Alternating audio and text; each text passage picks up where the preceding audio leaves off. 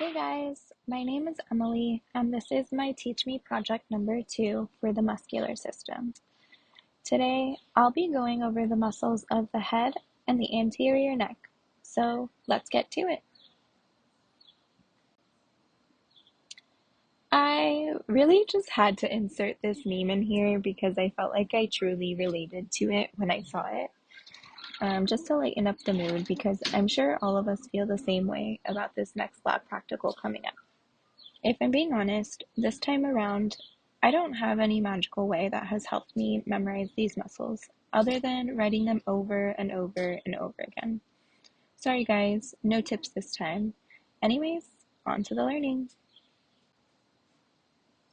When it comes to the muscles of the head and anterior neck, there's 3 different classifications. First, the muscles of facial expressions, which include the frontalis, orbicularis oculi, risorius, zygomaticus, orbicularis oris, and the platysma. The next is the muscles of mastication, which include the masseter and the temporalis. And lastly, the muscles of the anterior neck, which include the digastric, mylohyoid, sternohyoid, and sternocleidomastoid mastoid. Before we get to talking about each muscle and what they do, let's go over some terminology. Each muscle has an action, origin, and insertion. The origin is the point of attachment that does not move. The insertion of a muscle is the point of attachment that does move. And lastly, the action is the contraction of the muscle, bringing the insertion closer to the origin. Now, let's talk about some muscles. The first group we'll be talking about is the muscles of facial expressions.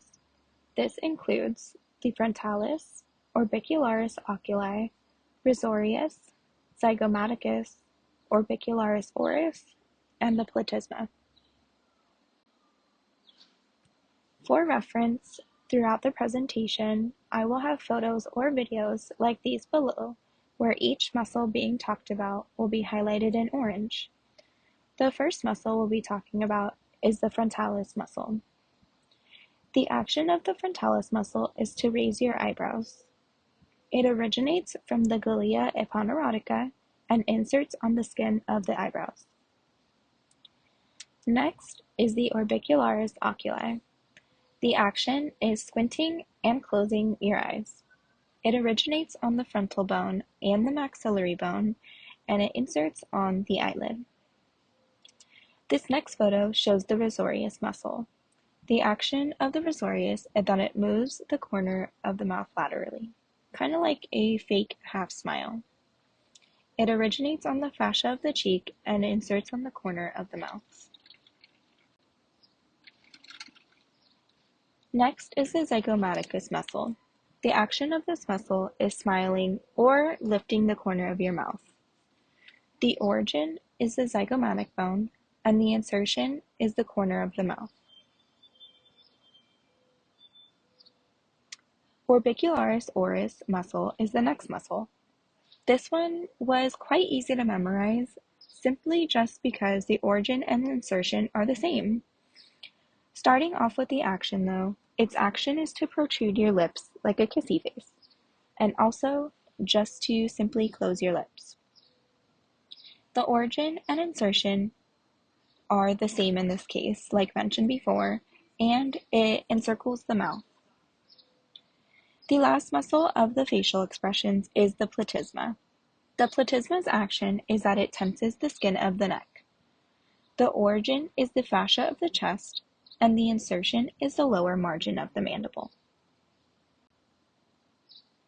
The next group of muscles I'll be talking about is the muscles of mastication. The muscles of mastication include the masseter and the temporalis.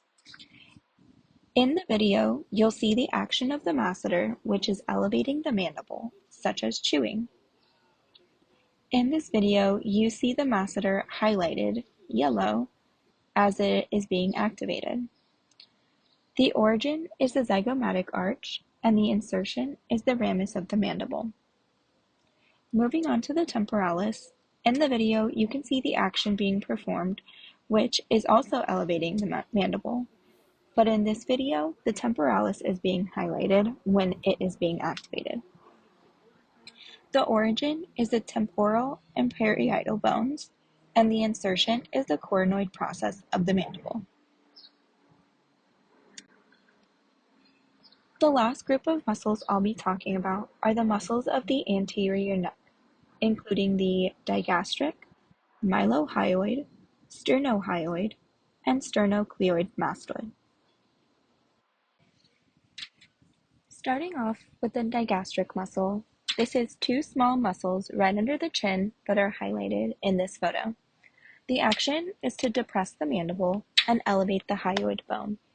The origin is the mastoid process of the temporal bone, and the insertion is the mandible via the hyoid bone. One small trick or tip that I have for you to help remember at least the action portion of this muscle is that digastric starts with D and depress starts with D. So that was one small way that I remembered the action of the digastric muscle, because digastric depresses the mandible. So that kind of helped me memorize it with that little rhyme.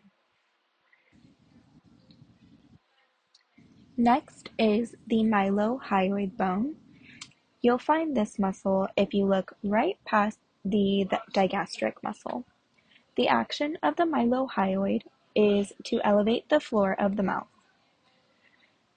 One way that helps me memorize this action is, luckily, the software that I was using, which I took a screenshot of in this photo, where it's highlighted, it literally looks like the floor of your mouth.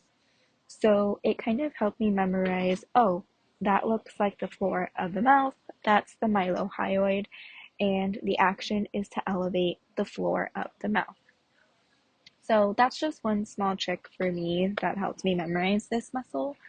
But moving on to the origin and the insertion. The origin is the mandible, and the insertion is the hyoid bone and midline.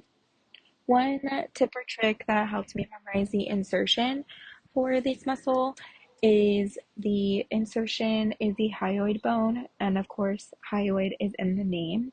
As for the midline, it starts with M, and mylohyoid starts with M, so mylo midline, and that could also go for the origin as well.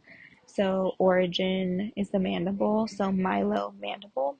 So just little small things. I know it's a very small thing, but sometimes it seems to help quite a bit, especially when you're in the middle of an exam and you're like, oh, that's right, mylohyoid mandible. So I don't know. Maybe it's just me. The second to last muscle is the sternohyoid. The action of the sternohyoid is to depress the hyoid. The origin and insertion of the sternohyoid were easy for me to remember simply because there is hints in its name itself. So the origin of the sternohyoid is the manubrium of the sternum, hence sternohyoid, and the insertion is the hyoid bone, hence, again, sternohyoid. To wrap up all of the muscles, the last one we'll be talking about is the sternocleidomastoid. The action of this muscle is to flex and rotate the neck as shown in this video. And in this video, you can see clearly that the top and the bottom portions of the sternocleidomastoid, where they attach directly, will actually help you memorize the origin and the insertion of this muscle as well. So moving on, which leads us to the origin of the muscle, which again were easy to memorize because there are hints also in the name as well. The origin is the manubrium of the sternum and the clavicle. So the manubrium of the sternum you see in the name is sternocleidomastoid. So when I see sterno, I know that the sternum is involved some way in some sort. And like I mentioned earlier, you can see that the sternocleidomastoid is actually directly attached to the clavicle, so that helps memorize the origin of the muscle. Moving on to the insertion of the muscle, the insertion of the sternocleidoid mastoid is the mastoid process of the temporal bone. Like I mentioned before in the photo, you can see this muscle actually attaching to the mastoid process of the temporal bone, so that helps you memorize the insertion of this muscle as well. Alright guys, that wraps up the muscles of the head and the anterior neck. Thanks for watching!